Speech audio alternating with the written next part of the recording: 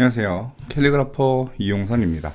오늘은 이제 전업작가가 되기 위한 몇 가지 방법에 대해서 알려드리도록 하겠습니다. 먼저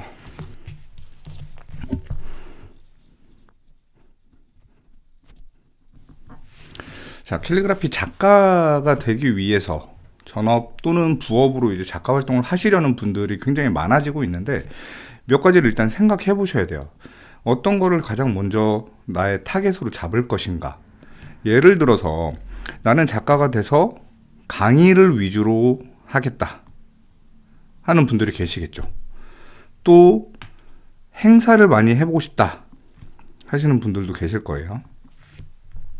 그리고 여기에 더불어서 나는 뭐 제품이나 디자인이나 제작 위주로 한번 해보겠다 하시는 분들도 계시는데, 보통 요 제작 같은 경우에는 사실 이렇게 해서 강의를 하시면서 많이 병행하시는 분들이 많습니다. 대신 외주 디자인 작업을 위주로 하겠다라는 분들도 계시겠죠. 그래서 이렇게 몇 가지를 나눠서 한번 설명을 해 드려보자면, 각각이 다 필요한 사항들이 꼭 있어요. 예를 들어서 강의를 한다 그래도 내가 강의를 붓으로 진행을 할 것인지, 아니면 지금 제가 쓰고 있는 붓펜으로 진행을 하실 것인지, 아니면 일반 만년필이나 다른 뭐 펜을 사용하는 펜 타입을 하실 것인지, 그리고 여기에 더불어서 최근에 이제 많이 사용하고 있는 디지털로 강의를 진행하실 것인지, 이게 꼭 이제 염두에 두고 계셔야 하는 내용들입니다. 그리고 여기서 이제 두 번째 나와 있는 행사에 대해서 알아보자면, 여기 보시면 이렇게 위에 있는 세 가지를 포함하는 직접 제작 행사. 직접 제작 행사라는 게 이제 예를 들어서 뭐 백화점이나 뭐 여러 기업체 등에서 엽서에 글씨를 직접 써드린다든지, 뭐 부채에다가 글씨를 써드리는 행사, 혹은 뭐 가운을 써드린다거나, 뭐 풍선, 혹은 뭐 비치볼 같은 데다가 글씨를 직접 써드리는 행사가 있겠죠. 근데 요것뿐만이 아니라 최근 같은 경우에는 디지털 작업을 병행하면서 각인 행사가 굉장히 많아요.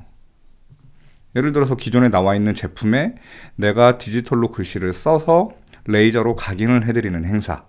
이제 근데 요 각인 같은 경우에는 여기에만, 행사에만 국한되는 게 아니라 아래에 있는 제작에도 포함이 되겠죠. 직접 제작도 마찬가지입니다. 그래서 여기 보시면 행사라고 되어 있지만, 이 행사를 메인으로 삼기에는 사실 전업 캘리그라피 작가로서는 조금 위험 부담이 있어요.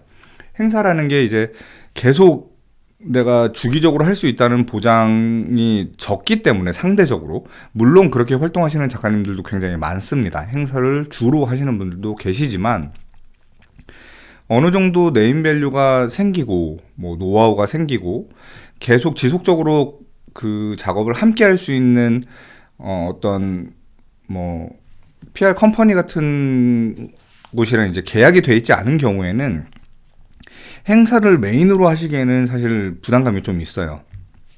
그렇다면 여기 있는 디자인은 뭐냐? 얘는 이제 말 그대로 외주가 되겠죠. 예를 들어서 뭐 저희 이번에 뭐 쇼핑백에 글씨가 들어가는데 제작해 주십시오. 뭐 간판에 들어가는 글씨를 써 주십시오. 뭐 저희 포스터를 제작하는데 글씨가 필요합니다. 이런 디자인 위주로 하는 경우. 근데 얘네들은 왜 이렇게 제가 나눠 놓은 거냐면, 가장 큰 건 어떻게 보면 공간이에요. 이 전체가 다 공간의 제약을 받습니다. 예를 들어서 강의 같은 경우에는 강의 공간이 필요하죠. 강의 공간이 있는 경우에는 당연히 강의를 우선순위 안에 두시는 게 굉장히 좋습니다. 왜냐면 디자인 같은 경우에는 그냥 내가 쓸 수 있는 나의 작업 공간, 데스크만 있어도 충분해요. 그냥 내가 혼자 작업해서 완성된 결과물을 보내주기만 하면 되니까 충분합니다. 아니면 행사 같은 경우에는 뭐 나의 강의 공간이나 나의 데스크랑은 전혀 무관하죠. 대신 나를 알고 찾아줘야 된다라는 게 이제 가장 문제라면 문제를 알 수 있지만, 그건 뭐 제가 추후에 방법에 대해서 또 몇 가지 설명을 해드리도록 하겠습니다. 그러면 여기 강의와 디자인이나 행사에 모두 포함되어 있다는 이 제작 같은 경우에는 왜 따로 빼놨냐면, 다른 부류에 비해서 얘는 일단 비용이 좀 들겠죠. 이게 주문 제작을 하는 경우에는 주문을 받고 나서 제작을 하면 되니까 비용을 선결제 처리를 받아서 그 비용을 가지고 재료를 산다. 사실 이게 조금 위험해요. 왜냐면 샘플도 잘 만들어진 게 있어야 보여주고 홍보를 할 것이고, 그러려면 소량으로 재료를 구매하는 것보다는 대량으로 구매를 해야 그 재료비에 대한 부담도 덜 수가 있기 때문에 많이 사놓는단 말이에요. 그러면 얘가 이제 재고가 많아지면 재고 처리에 대한 부담이 조금 생기겠죠. 그러다 보니까 이제 얘는 많이 하는 것들이, 그러니까 물론 강의나 디자인의 부업으로 같이 함께 하시라는 거예요. 얘는 이제 타 플랫폼을 이용하는 경우가 많죠. 가장 많이 쓰이는 거는 뭐 아시겠지만 아이디어스가 뭐 그래도 가장 활발한 걸로 알고 있고, 최근에는 뭐 마플에서 제작을 해서 판매하는 것도 있는데, 개인적으로는 아이디어스죠. 아이디어스 같은 경우에는 제가 제품이 있어야 그거를 샘플도 촬영을 하고 이렇게 다양하게 홍보를 할 수 있지만, 마플샵 같은 경우에는 이제 3D로 그 목업 작업이 되기 때문에 내가 처음부터 직접 제작해야 된다는 부담은 좀 적어요.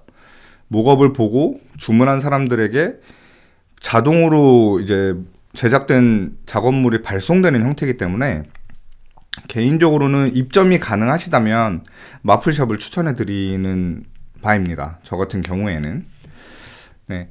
그래서 일단 캘리그라피 작가가 되시기 위해서는 강의를 주로 할 것인지 디자인 외주 작업을 주로 할 것인지를 먼저 결정하시는 게 좋을 것 같고, 디자인도 마찬가지로 내가 어떤 걸 잘하는지를 아셔야 돼요. 내가 디자인을 할 때 직접 제작에 관련된 디자인을 하실 것인지, 아니면 말 그대로 외주, 내가 파일만 보내면 되는 그런 디자인 작업을 하실 것인지를 꼭 타이트하게 보고 냉정하게 선택을 하셔야 됩니다.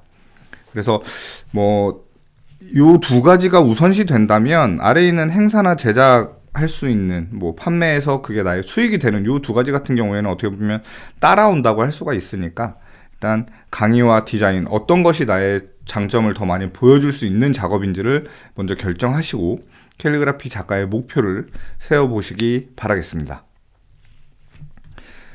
자, 지금까지 캘리그라퍼 이용선이었고요. 오늘은 그냥 대략적인, 그냥 크게 보여드린 거지만 각각에 대해서 조금 더 자세하게 알려드릴 수 있는 기회가 곧 있을 거라고 생각합니다. 자, 지금까지 캘리그라퍼 이용선이었습니다. 감사합니다.